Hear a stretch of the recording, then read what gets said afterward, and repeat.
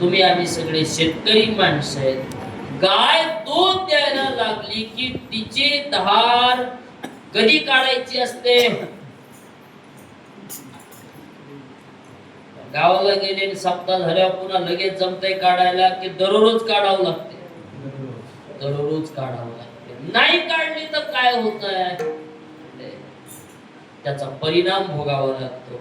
तसं पहिलं कर्म आहे मनुष्य जाती करता नित्य कर्म आहे. नित्य कर्मामध्ये आपले माता पिता जर व्रत असतील, आजारी असतील तर त्यांची आपण काय केली पाहिजे? सेवा केली पाहिजे.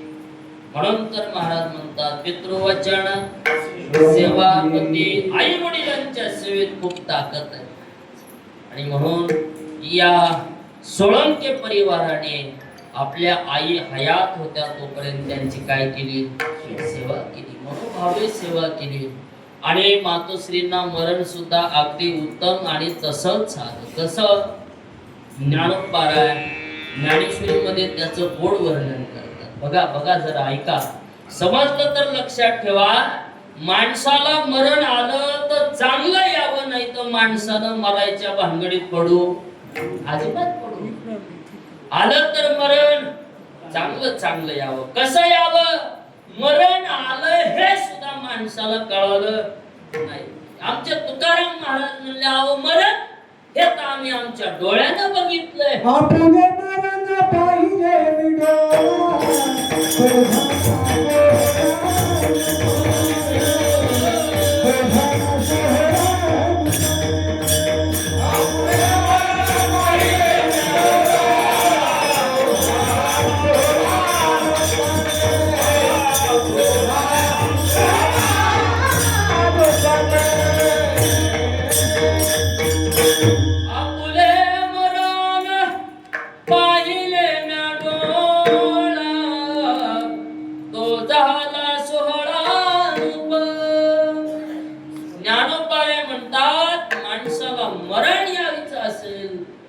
कसं आलं पाहिजे त्याच्या करता एक दृष्टांत माऊलींनी दिला. काय म्हणतात माऊली?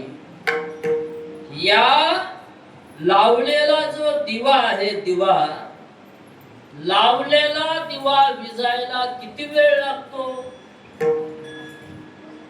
किती वेळ? म्हणले ते मोजता सुद्धा येत. ज्ञानोबरांनी त्याच्या करता एक ओवी खर्च केली. लक्ष द्या. माऊली म्हणतात झाकले घटीचा दिवा ने निजे काय झाला केव्हा या रीती जो पांडवा देह ठे. झाकलेला जो दिवा आहे तो क्षणात लुप्त होतो, तसा माणसाला काय यावं? मरण यावं. तसं इथं आल्यानंतर त्यांनी सांगितलं की आईसाहेबांनी सकाळी जेवण केलं, वय झालेलं होतं, शरीर थकलेलं होतं.